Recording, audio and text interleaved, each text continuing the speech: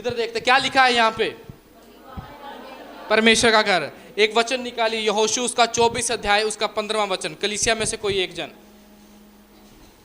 यहोशू की किताब पुराने नियम में है, उसका 24वां अध्याय उसका 15वां वचन।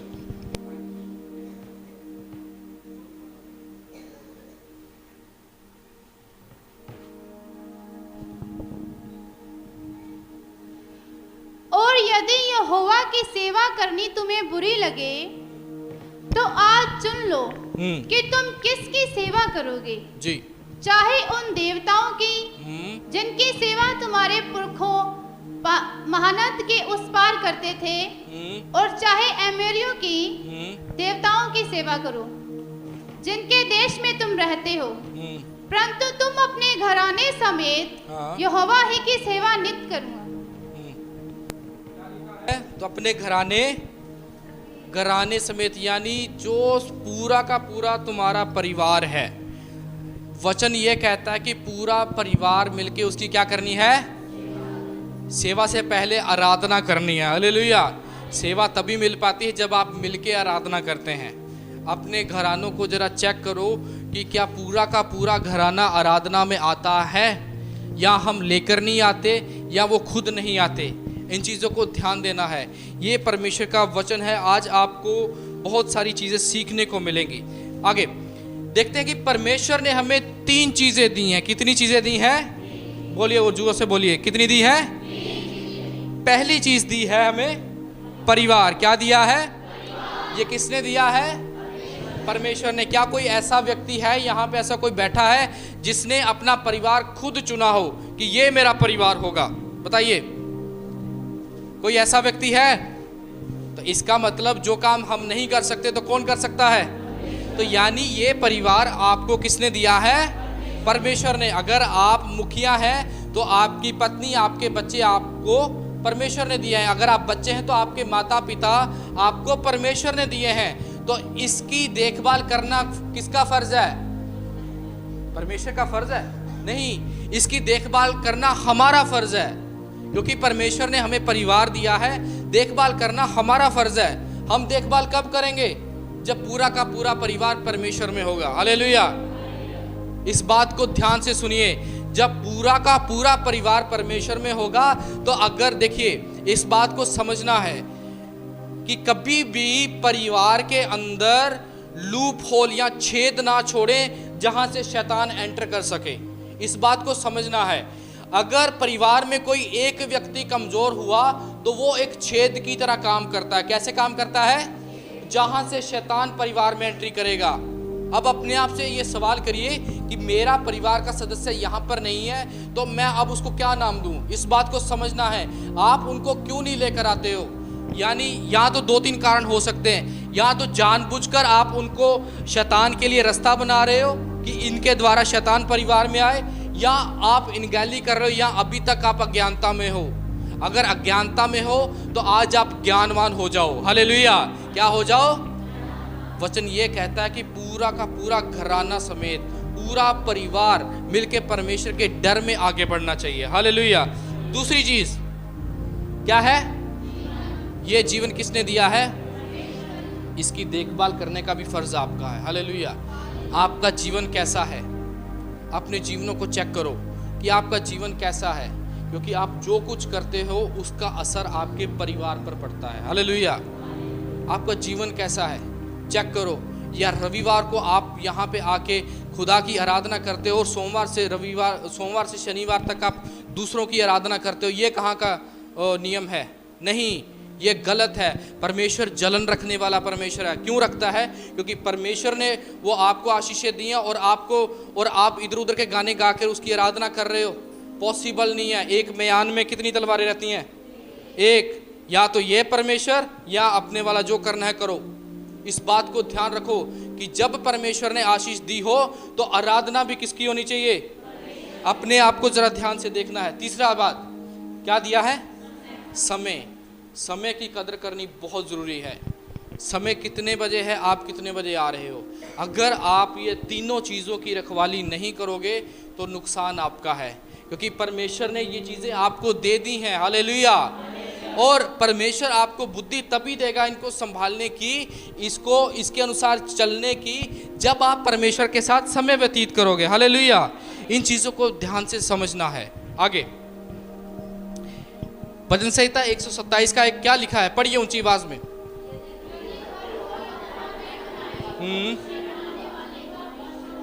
आमीन। क्या लिखा है? घर को यदि यहोवा ना बनाए। यहां पर घर की बात हो रही है। आगे ये क्या है?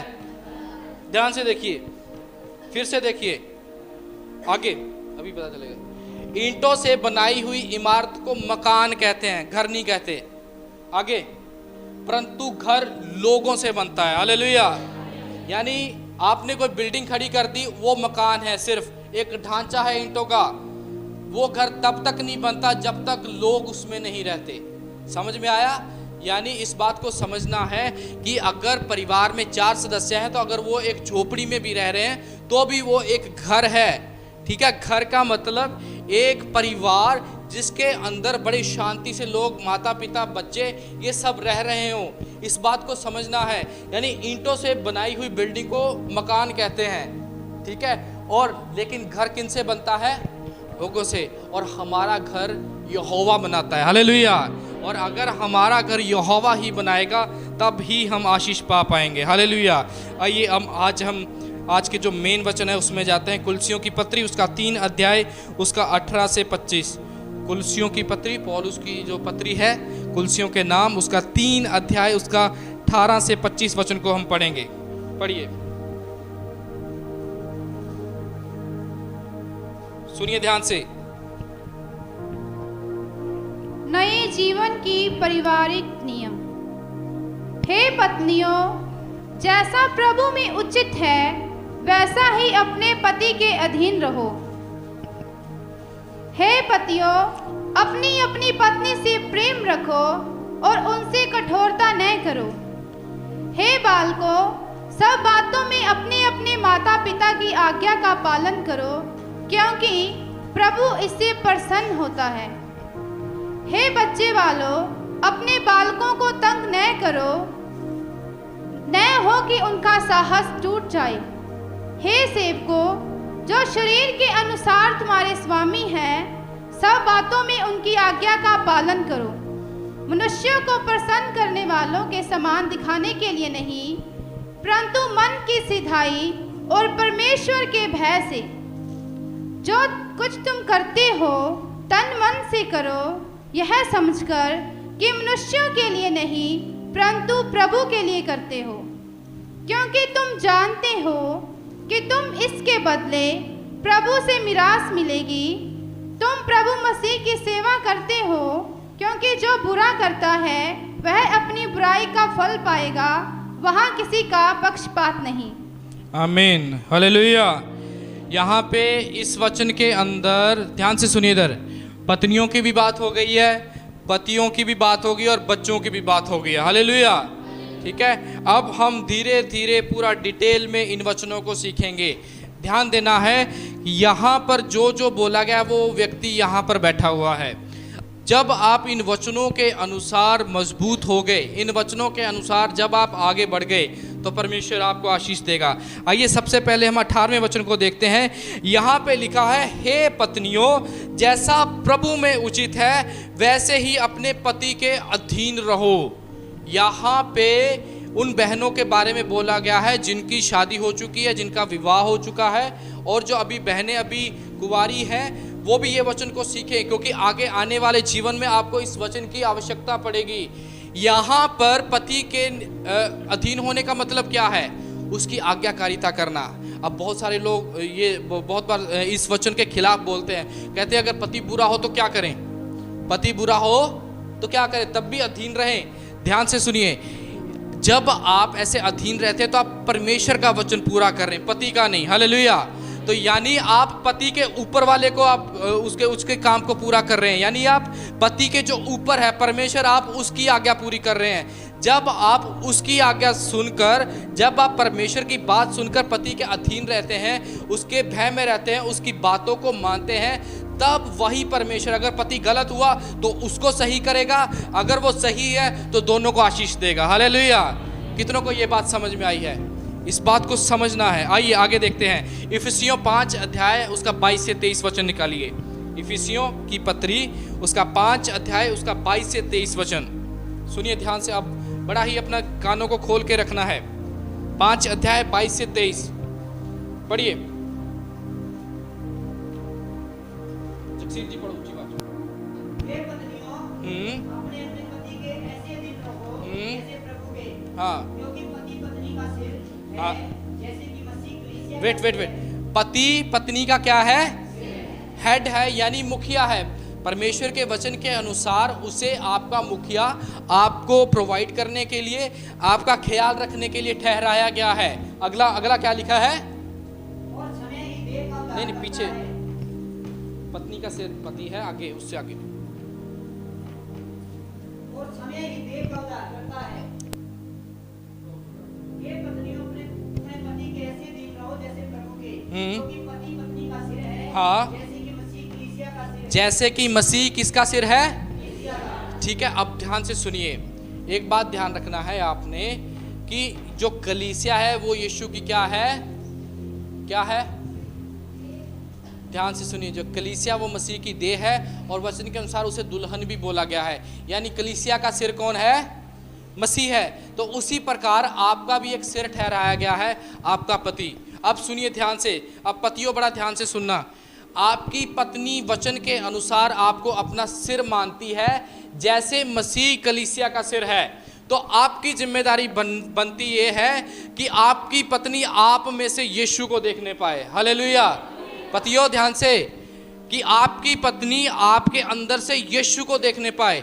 यानी आपके काम ऐसे होने चाहिए जो यीशु कहता है। आप नशा करते हो तो फिर आपकी पत्नी आप में से कैसे यीशु देख सकती है? आप गालियां देते हो, आप परमेश्वर के भवन में आते हो, तो आपकी पत्नी आप में से कैसे यीशु को देख सकती है? समझिए इस बात को। कितनों को बात समझ में आ रही है? पति और पत्नी दोनों ध्यान से सुनिए। यहां पे लिखा है, पत्नी को बोला गया कि उसे सिर मानो। वचन पूरा करने में डिफिकल्टी तब होती है जब पत्नियों को रियल में कुछ दिखता ही नहीं है कि मैं पति को सिर कैसे मानूं। पर आप पत्नियों वचन पूरा करते रहो, इस बात को ध्यान रखो। जब आप वफादारी से वचन को पूरा करेंगे तो परमेश्वर बिगड़े पतियों को सुधारना भी जानता है। Hallelujah, hallelujah. बिगड़े पतियों को सुधारना भी जानता है। आइए एक वचन पढ़ेंगे, प्रोवर्ब्स 14 अध्याय, यानी नीति वचन उसका 14वां अध्याय 1 वचन। नीति वचन 14 अध्याय 1 वचन पढ़िए। 14:1। हर बुद्धिमान स्त्री अपने घर को बनाती है, हाँ, पर मूढ़ बस सिर्फ बुद्धिमान स्त्री की बात करेंगे आज। पहली लाइन दोबारा पढ़िए। हर बुद्धिमान स्त्री अपने घर को बनाती है। हर बुद्धिमान स्त्री अपने घर को क्या करती है? बनाती है। स्त्रियों, बहनों, बुद्धिमान बनना है। आपका पति कितना कमाता है उसके बजट को देख के सूट लेना है। ध्यान से सुनिए। अपने पति की जेब का ख्याल रखा करो। ये वचन कह रहा है, अगर आप जब ख्याल रखेंगे तब ही आप क्या कर पाएंगे? घर बना पाएंगे, तब ही आप बुद्धिमान होंगे। अब बुद्धिमान होने का क्या तरीका है? इसी नीति वचन में लिखा है, परमेश्वर का भय, परमेश्वर का डर बुद्धि का आरंभ है। हालेलुया। यानी जब आप परमेश्वर से डरोगे, परमेश्वर में चलोगे, तो परमेश्वर आपको बुद्धि देगा। हालेलुया। और जब आपको बुद्धि आएगी तब ही आप घर बना पाओगे। हालेलुया। आइए अब पतियों की बारी। बहनें खुश होगी, कल शुक्र है पति आए हो। 19वां वचन लिखा है, हे पतियों, अपनी अपनी पत्नी से प्रेम रखो और उनसे कठोरता ना करो। हालेलुया। क्या लिखा है? अपनी अपनी पत्नी से ध्यान रखना है। प्रेम कैसे करना है? अगर आप उन्हें 2 वक्त की 3 वक्त की रोटी दे रहे हो और आप उनकी ज़रूरतें पूरी कर रहे हो, वो केवल प्रेम नहीं है। ध्यान दीजिए। यहाँ पे अब एक वचन पढ़िए, अब आपको मैं बताता हूँ। इफिसियों 5 अध्याय उसका 25 से 27। फिर से खोलिए इफिसियों की पत्री उसका 5 अध्याय 25 से 27। सुनिए, पढ़िए। हाँ जी। हे पतियों, अपनी अपनी पत्नी से प्रेम रखो। ओके। जैसा मसीह ने भी कलीसिया से प्रेम करके अपने आप को उसके लिए दे दिया। हाँ, यानी इस हद तक प्रेम करना है कि हमें अपनी पत्नी के लिए अगर कुर्बान भी होना पड़े तो हो जाना है। आगे कि उसको वचन के द्वारा जल के स्नान से शुद्ध करके बस वचन के द्वारा जल के स्नान से शुद्ध करके पवित्र बनाए। अब यानी देखो, वचन सिखा कौन सकता है? पहले तो ये बताओ, वचन सिखा वही सकता है जो सीखा होगा। राइट और रॉन्ग? गलत कह रहा हूं? सही। तो इसलिए पहले तो पति खुद सीखें, पहले तो पति क्या करें? खुद वचन सीखें, खुद आराधना में आए, खुद बाइबल पढ़े, खुद प्रार्थना करें। उसके बाद अगला स्टेप आता है कि पत्नियों को सिखाएं। ठीक है, इस बात का ध्यान रखना। बहनें ज़्यादा लगातार आराधना में आती हैं। ठीक है, बहुत बार क्या होता है, पति झगड़ा करते हैं तो लेकिन बहनें क्या करती? वचन में से झगड़ा करती हैं। वचन में तो ये लिखा है।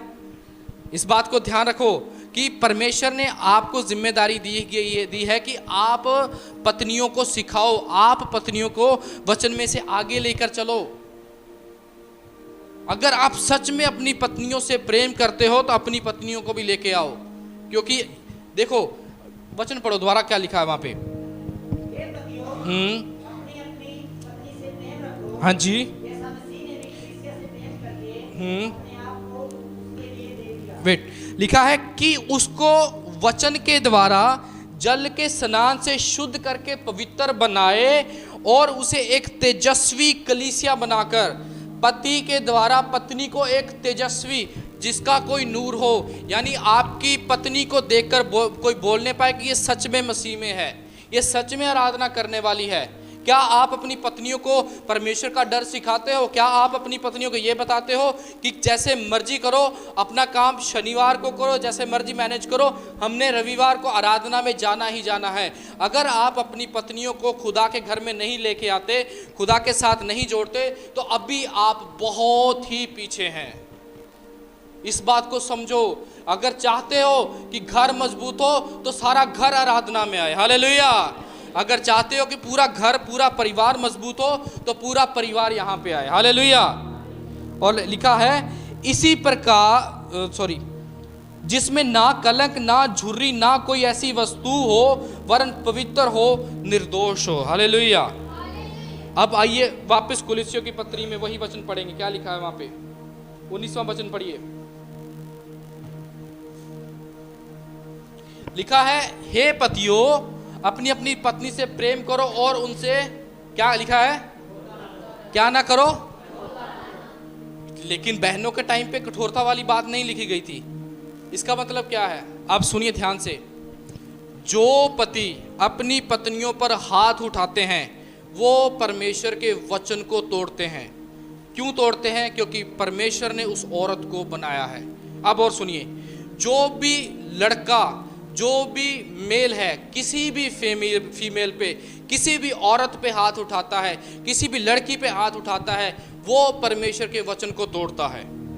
जब कभी आपको वहम हो, अब मैं भाइयों से 2 मिनट बात कर रहा हूँ, सभी इधर ध्यान से सुनिए। जब कभी भी आपको कोई वहम आए कि औरतें मेरे से नीची हैं, मेरे पाँव की जूती हैं, तब पता क्या करना? अपनी नाभि को हाथ लगा लेना। कहाँ पे लगाना है? लगाइए। किसको लगाना है? ये निशानी है कि आप एक औरत से पैदा हुए हो। हालेलुया। ये निशानी है। जब कभी भी कोई वहम आ जाए कि मैं औरत से बहुत ऊपर हूं, तो अपनी नाभि को चेक कर लेना।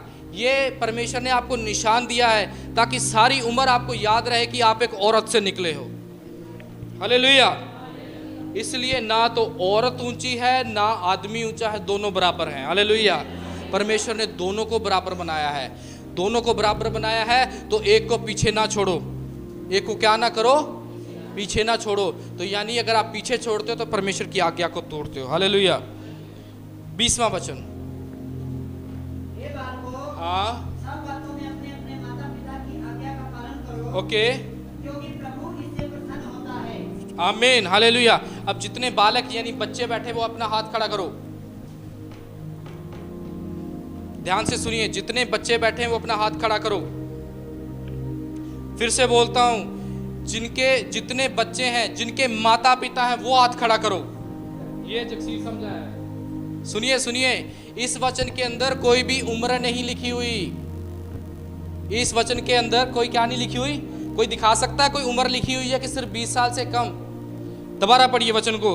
हे बालकों, रूट वर्ड में यहां पे लिखा हे बच्चों सब बातों में। अब मैं पूछता हूं कितने हैं जो बच्चे बैठे हुए हैं यहां पे? यानी अब सिंपल, ऐसे कितने बच्चे हैं जिनके माता पिता हैं? बहुएं, सास भी आपकी माँ है, हाथ खड़ा कर सकते हैं आप। हालेलुया। ध्यान से सुनिए, आज इस बात का ध्यान देना। आज बेटे, बहू, बेटी, सर, दामाद तो चलो फिर भी अगले परिवार में होता है, लेकिन हम इन तीनों की बात करेंगे, बच्चे, पोता, पोती। यानी अगर आपके ऊपर कोई ऐसा है जो आपका ख्याल रखता है, जो आपके ऊपर ठहराया गया है, हालेलुया।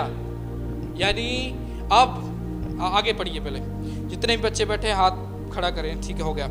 आगे देखिए, निर्गमन 20:12 पढ़िए क्या लिखा है। तू अपने पिता और अपनी माता, छोटे बच्चों से लेके बड़ों तक सुनिए ध्यान से, क्या लिखा है? तू अपने माता का आदर करना, जिससे जो देश परमेश्वर यहोवा तुझे देता है उसमें तू बहुत दिन तक रहने पाएगा। हालेलुया। सिंपल सी भाषा में, अगर उम्र लंबी करनी है तो माता पिता की आज्ञा का पालन करो, माता पिता का आदर करो। हालेलुया। ये परमेश्वर का वचन है। ये केवल छोटे बच्चों के लिए नहीं है, आपने भी माता पिता की आज्ञा का पालन करना है। इस बात का ध्यान रखना, अगर आपके मम्मी पापा ने आपको बोला है कि ये काम करो जाके, तो आपने करना है, ठीक है। अगर आप नहीं करते तो ये वचन के अनुसार नहीं करते। आप सुनिए बड़े बात, ठीक है। बहुत बार क्या होता है, जो लड़के होते हैं, मैं अब लड़कों की बात कर रहा हूँ, मैं भी एक लड़का हूँ, शादी हो जाती है तो अपने माँ बाप को थोड़ा सा भूल जाते हैं, ठीक है। पत्नियों के साथ मिलके बहुत सारे ऐसे काम करते हैं जो नहीं करने चाहिए। 1 मिनट में परिवार से अलग हो जाते हैं।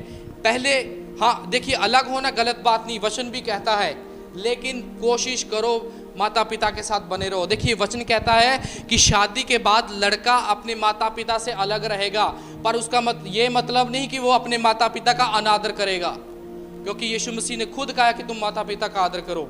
ये वचन कभी भी माता पिता की आज्ञा का उल्लंघन करना नहीं कहता। हालेलुया। वचन माता पिता से रिश्ता तोड़ना नहीं कहता। अगर उम्र लंबी करनी है तो माता पिता की आज्ञा करो।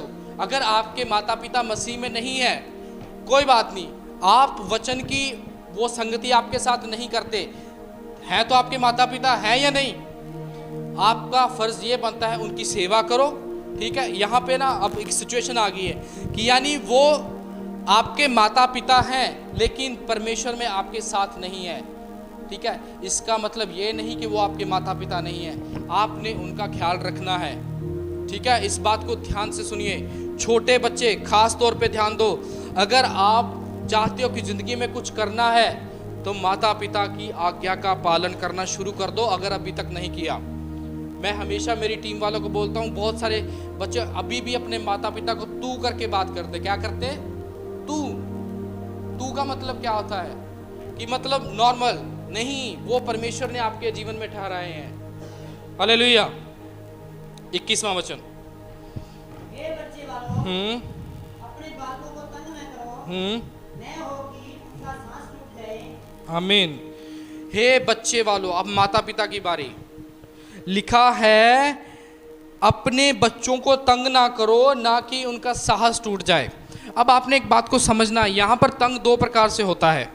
पहला तंग ये कि तंग करने का मतलब ये कि जानबूझ के उसे इरिटेट करना, जानबूझ के उसे डिमोटिवेट करना कि तू कभी काम ये कर ही नहीं सकता। आगे देखिए, कभी भी अपने बच्चों को आगे बढ़ने से ना रोकें, क्योंकि आपको नहीं पता कि बच्चे कहाँ जा सकते हैं, आपकी बातें उन्हें रोक सकती हैं। और कभी भी उनके लिए गलत अंगीकार ना करें।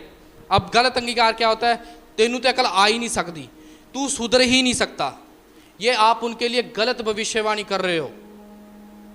उसको बोलो कि तेरे अंदर डर वाला आत्मा नहीं है, तेरे अंदर सामर्थ वाला, प्रेम वाला, संयम वाला आत्मा है। उसके लिए भविष्यवाणी करनी शुरू करो। मैं लिख के देता हूं, वो पूरी होगी। हालेलुया। जब आप बोलते हो कि तुझे अकल आ नहीं सकती, तू सुधर नहीं सकता, तू ये है वो है, तो कैसे अपेक्षा करते हो कि वो आगे जाकर कुछ बन पाएगा? तंग तो आप उन्हें कर रहे हो खुद। कभी भी अपने बच्चों को इस प्रकार से, मैं सुधारने के लिए बात नहीं कर रहा, जब वो गलत है डंडा भी मारो, कोई दिक्कत नहीं है, लेकिन गलत अंगीकार मत करो। अपने मुंह से उसके लिए गलत मत भविष्यवाणियां छोड़ो, जिसकी वजह से वो एक दिन बोले कि मेरा माता पिता मुझे ऐसा बोलता था। जब बच्चा आपका कुछ सीखना चाहता है, परमेश्वर का धन्यवाद हो कि कलीसिया में आपको कुछ सेवाएं दी जाती हैं कि आपके बच्चे कुछ सीख सकें। जब आपका बच्चा चाहता है कि वो सीखे तो उसे भेजो, उसे रोक कर उसके भविष्य को तंग ना करो। हालेलुया, समझ में आ रही है? अगर चाहते हो कि आपके बच्चे कुछ करें, अगर चाहते हो कि आपके बच्चों का भविष्य आपके प्रेजेंट से ऊपर हो, आपके आज के दिन से ऊपर हो, तो आपको अपने बच्चों को तंग करना बंद करना होगा। हालेलुया, उनका ख्याल रखो, उन्हें सुधारो, पर उन्हें तंग मत करो कि वो अपने से वो आगे हो जाएं। 22वां वचन लिखा है, हे सेवकों जो शरीर के अनुसार तुम्हारे स्वामी हैं। अब ध्यान से सुनिए, इस वचन के अंदर परिवार की तो कोई बात ही नहीं हो रही है, माता पिता की बात होगी, बच्चों की बात होगी, सबकी बात होगी। अब यहाँ पे सेवकों, अब यहाँ पर आती है काम की बात। क्या आती है? अब देखो, जितने भी काम घर से बाहर करने जाते हैं, राइट, हाँ या ना? ठीक है, दो भाई खड़े हो जाएं, एक वो जिसका खुद का कोई आज़ादी वाला काम है और दूसरा वो जो कहीं पे जॉब करता है। अपना काम एक कर दो, एक गोरे एक तू आ जा, बैठिए बैठिए बैठिए। ये दो भाई हैं, वो परला भाई अपना खुद का काम करता है, उसके ऊपर कोई बॉस नहीं है, और गोरा भाई है दूसरा, ये किसी के अंडर काम करता है, इसका कोई ना कोई बॉस है। अब वचन क्या कहता है? हे सेवकों जो शरीर के अनुसार तुम्हारे स्वामी है, सब बातों में उनकी आज्ञाओं का पालन करो, मनुष्यों को प्रसन्न करने वालों के समान दिखाने के लिए नहीं, परंतु मन की सिधाई से। अब ध्यान दीजिए, ये घर से बाहर जाते हैं, ये सारा दिन काम करते हैं, वो अपना काम करता है, ये अपना काम करता है। अब उसके ऊपर बॉस नहीं है, पर उसके ऊपर परमेश्वर है। हालेलुया, चाहे हमें कोई नोक टोक करने वाला नहीं है, फिर भी हमने क्या करना है? परमेश्वर के डर को मानना है। और दूसरा भाई है जो कहीं भी किसी के अंडर काम कर रहा है, तो इसका फर्ज भी ये बनता है कि बड़ी वफादारी से वो काम करे, क्योंकि वो उसके लिए नहीं, परमेश्वर के वचन के अनुसार वो परमेश्वर के लिए कर रहा होता है। हालेलुया, इस बात को अब आगे हम देखते हैं। 23वां वचन, जो कुछ तुम करते हो तन मन से करो, यह समझकर कि मनुष्य के लिए नहीं परंतु प्रभु के लिए करते हो। हालेलुया। आगे अब अपने आप से सवाल करो, क्या मैं काम करते हुए परमेश्वर को याद रखता हूं? जब मैं कोई वेट तोलता हूं तो क्या मेरी तकड़ी में चुंबक लगा होता है? अपने आप से पूछो, ये सवाल पूछो, क्योंकि जो कोई काम आप बाहर करते हो उसका असर आप पे, परिवार पे होता है। हालेलुया। अगर चाहते हो कि परिवार मजबूत बने तो आप काम पर भी मजबूत बनो। हालेलुया। यानी आप ईमानदारी में भी मजबूत बनो। यहाँ पर आपके परिवार पर असर होता है अगर आप बाहर गलत काम करते हो, इस बात का ध्यान रखना है। आगे अब आपने इस बात को समझना है, आपका पवित्र जीवन भी बहुत सारे बंधन तोड़ता है। इस बात को, इसका मतलब क्या है? गहरा मतलब है, प्रार्थना करते हो इसमें कोई शक नहीं कि प्रार्थना बंधन तोड़ती है, ये 100% सही है। लेकिन दूसरी तरफ जब आप प्रार्थना करते हुए एक पवित्र जीवन भी जीते हो, यानी परमेश्वर का डर रखते, इधर सुनिए, परमेश्वर का भय रखते हो, परमेश्वर को दिमाग में रखते हो, तो परमेश्वर हमें देखता है कि वाह, इसके दिल दिमाग में मेरा डर है, तो परमेश्वर उसी टाइम वो बंधन तोड़ देता है। हालेलुया। कुछ बंधन ऐसे टूटते हैं जिनको आपको पता भी नहीं होता, और कुछ बंधन ऐसे होते हैं कि आपको उसकी प्रार्थना करने की भी जरूरत नहीं होती। ये तभी होता है जब आप अपने बाहर कामों पे पवित्रता से रहते हैं। हालेलुया। इस बात को ध्यान रखो, अगर चाहते हो कि परिवारों में उन्नति हो तो अपने कामों पे भी ईमानदारी, वफादारी दिखाओ। हालेलुया। आगे देखिए, आप घर के बाहर कैसा जीवन व्यतीत करते हैं तो उसका प्रभाव भी आपके परिवार पर पड़ता है। आगे सुनिए अब ध्यान से, क्योंकि आशीषें भी एक पीढ़ी से दूसरी पीढ़ी की ओर जाती हैं। पुराना नियम आप खोल के देखेंगे, उसके अंदर आशीषें एक व्यक्ति से लेके उसके पोते पड़पोतों तक जाती हैं। उसी प्रकार ये क्या लिखा है, श्राप भी एक पीढ़ी से दूसरी पीढ़ी में जाता है। ध्यान दीजिए भाइयों, खास तौर पे आप बाहर क्या करते हो उसका फल के अंदर दोनों चीजें आ जाती हैं। फल के अंदर श्राप भी आ जाता है और आशीष भी आ जाती है। अब आपके काम डिसाइड करेंगे कि आगे क्या जाएगा। इस बात को ध्यान दीजिए। यस, मसीह ने सलीब पे चढ़ के आपके हर प्रकार के श्राप को तोड़ा है, बहुत बार क्या होता है, मसीही उस आज़ादी को ग्रहण कर लेते हैं लेकिन फिर से पाप में गिर के नए नए श्राप कमा लेते हैं, और वो श्राप आप तक नहीं रहते, पीढ़ी दर आगे बढ़ते हैं। इस बात को ध्यान रखना, कभी भी अपने बच्चों को ऐसी विरासत मत दो जिसकी वजह से वो परेशान हो या बोलें कि मेरे बाप दादाओं ने ये किया था, उसका फल मैं आज भुगत रहा हूँ। हमेशा ये विरासत छोड़ो कि वो बोले कि मेरे बाप दादा प्रार्थना करने वाले थे जिसका फल मैं आज देख रहा हूँ। हालेलुया। इस हद तक करो कि मेरे बाप दादा परमेश्वर का डर मानने वाले थे जिसका फल मैं आज देख रहा हूँ। इस बात को ध्यान दीजिए, अगर आप सच में परिवार के लिए गंभीर हो गए, परिवार के लिए, क्योंकि परिवार परमेश्वर ने आपको दिया है, उसके लिए सीरियस हो। जितनी भी पत्नियां हैं अपने पति के अधीन रहकर परमेश्वर का वचन पूरा करो। पति बिगड़ा है, परमेश्वर सुधारेगा, पति सुधरा हुआ है तो परमेश्वर दोनों को आशीष देगा। हालेलुया। और जितने भी बच्चे हैं, बच्चों के अंदर सब आते हैं, अपने माता पिता का आदर करो अगर उम्र लंबी करनी है। 24वां वचन, क्योंकि तुम जानते हो कि तुम्हें इसके बदले, किसके बदले? माता पिता का आदर करना, पति के अधीन रहना, पत्नी से प्रेम करने के बदले, यानी हम अपने परिवार में एक दूसरे के साथ कैसे रहते हैं, इसके बदले क्या लिखा है? मिरास मिलेगी, रिवॉर्ड मिलेगा। तुम प्रभु मसीह की सेवा करते हो, क्योंकि जो बुरा करता है वह अपनी बुराई का फल पाएगा। वहां किसी का पक्षपात नहीं। क्या लिखा है? वहां किसी का क्या नहीं है? पक्षपात नहीं, यानी भेदभाव नहीं है। वहां पर पास्टर का लड़का या पास्टर की बेटी या कुछ नहीं होगा। अगर सही रहे तो ठीक है, नहीं रहे तो उसका भी दंड है, अगर सही रहे तो उसका फल है। हालेलुया। इस बात को समझना है विश्वासियों, मेरे प्रिय भाइयों और बहनों, अगर चाहते हो कि परमेश्वर में आगे बढ़ना, ध्यान से देखिए, परमेश्वर आगे लिखा है न्याय होगा, आपकी जजमेंट होगी कि आपने परिवार के साथ कैसा व्यवहार किया। क्या आपने बच्चों को आगे बढ़ने से रोका? क्या आपने अपने बच्चों को चर्च में सेवा करने से रोका है? उसका न्याय होगा। बी केयरफुल, उसका क्या होगा? न्याय होगा। दूसरी बात लिखा है, परमेश्वर जलन रखने वाला परमेश्वर है। क्या रखने वाला है? ऊंचा बोलिए, क्या रखने वाला है? परमेश्वर ने आपको आशीष दी तो आराधना किसकी होनी चाहिए? ऊंचा बोलिए। तो आपके मुंह से इधर उधर नहीं होना चाहिए। इस बात को ध्यान रखना है। आगे अब जो हमने बदन संहिता पढ़ा उसमें से 1-2 वचन पढ़ेंगे। लिखा है, क्या ही धन्य है वह पुरुष या व्यक्ति जो यहोवा का डर मानता है, यहोवा का भय मानता है और उसकी आज्ञाओं से अति प्रसन्न रहता है। आगे, उसका वंश पृथ्वी पर पराक्रमी होगा, सीधे लोगों की संतान आशीष पाएगी। हालेलुया। यहाँ पे सीधे का मतलब क्या है?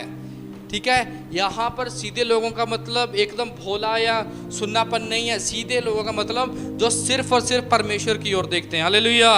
अगर चाहते हो कि आपकी संतान आशीष पाए तो आपको बिल्कुल सीधा रहना पड़ेगा। हालेलुया। सीधे रूप से परमेश्वर की ओर देखना पड़ेगा। हालेलुया। आइए अब आखिरी पड़ाव की ओर चलते हैं। नेक्स्ट, अब सवाल पूछना है, क्या आप पति के रूप में परमेश्वर का भय मानते हो? अपने आप से सवाल करो, जितने भी पति हैं या जितने भी लड़के हैं अपने आप से। दूसरा, क्या आप पत्नी के रूप में परमेश्वर का भय मानते हो? आगे, क्या आप बच्चों के रूप में परमेश्वर का भय मानते हो? बच्चे सभी आते हैं, ठीक है, इस बात का ध्यान रखना है। परमेश्वर का भय मानने का मतलब ये नहीं कि डर। देखिए, अब परमेश्वर ने पिछले दिनों कुछ बताया। परमेश्वर का भय मानने का मतलब क्या है? देखिए, परमेश्वर का भय मानने का मतलब ये नहीं कि वो बहुत हाँ वो बहुत पवित्र है लेकिन यीशु मसीह के द्वारा हम उस तक पहुंच सकते हैं। भय मानने का मतलब ये कि कहीं मुझसे कोई पाप ना हो जाए। हालेलुया। भय मानने का मतलब ये है, कई बार तो विश्वासी बहाना लगाते हैं कि परमेश्वर तो बहुत पवित्र है, मैं उसके पास नहीं जा सकता। वो बहाना लगाते हैं कि वो कहाँ मैं कहाँ। नहीं, ऐसा नहीं है। आप उसके पास प्रार्थना करने जाइए, वो आपको बल देगा, ताकत देगा कि आप अपने पापों को यीशु मसीह के नाम से छोड़ पाओ। हालेलुया। आगे, ये 3 चीज़ें आपको मिली हैं, परिवार, जीवन और समय। परिवार की देखभाल परमेश्वर ने दिया है, देखभाल करना आपका फर्ज है। जीवन परमेश्वर ने दिया है, इसको सुधार कर रखना, इसको पवित्र रखना आपका फर्ज है। समय परमेश्वर ने दिया है, इसको आगे लेकर चलना आपका फर्ज है। हालेलुया। अब अपने आप से सवाल करिए कि क्या मेरा परिवार सच में इतना परमेश्वर में चलता है? अगर नहीं चलता तो परमेश्वर से आज वादा करिए कि अगले रविवार से कुछ भी हो जाए मेरा परिवार यहाँ पे होगा। हालेलुया। इस बात को ध्यान रखना है, जब आपका परिवार यहाँ पे होगा तो आपका घराना आशीष पाएगा। हालेलुया। आगे, पूरा घराना तभी सेवा कर सकता है जब पूरा घराना आराधना करेगा। हालेलुया। इस बात को ध्यान से सुनिए, जब पूरा घराना क्या करेगा? आराधना करेगा। पति नहीं आ रहे, प्रार्थना करो। पत्नियां नहीं आ रही, उनके लिए प्रार्थना करो। बच्चे नहीं आ रहे, उनके लिए प्रार्थना करो, क्योंकि प्रार्थना हर प्रकार के बंधन तोड़ सकती है। प्रार्थना बहुत ही पावरफुल है, इस बात को ध्यान दीजिए। प्रार्थना कैसे करनी है? यीशु मसीह के नाम से। यीशु मसीह परमेश्वर का बेटा मेरे और आपके पापों के लिए मारा गया, तीसरे दिन मुर्दों में से क्या हुआ? और वो उसने उद्धार दिया। उद्धार देने का मतलब ये, हमें पापों से मुक्ति देके स्वर्ग राज के अधिकारी दिला दिया। हालेलुया। स्वर्ग राज का अधिकारी ठहरा दिया। इसका मतलब ये है कि हमारी जिम्मेदारी ये बनती है कि जैसे हम बचे हैं, हम अपने परिवारों को भी स्वर्ग राज में लेके चलें। हालेलुया। इस बात की हमेशा खुशी मनानी है कि परमेश्वर ने मुझे स्वर्ग जाने का अधिकार दिया है। बाकी चंगाइयाँ, आशीषें, ये आम बातें हैं। हालेलुया। ये क्या है? आम बातें हैं। ये मसीह के लिए आम बातें हैं। आप मसीह में अच्छे से चलो, ये सब आराम से हो जाएगा। लेकिन कठिन क्या है? पापों की माफ़ी, वो भी आसान है यीशु मसीह के नाम से। हालेलुया। आइए अपनी आंखों को बंद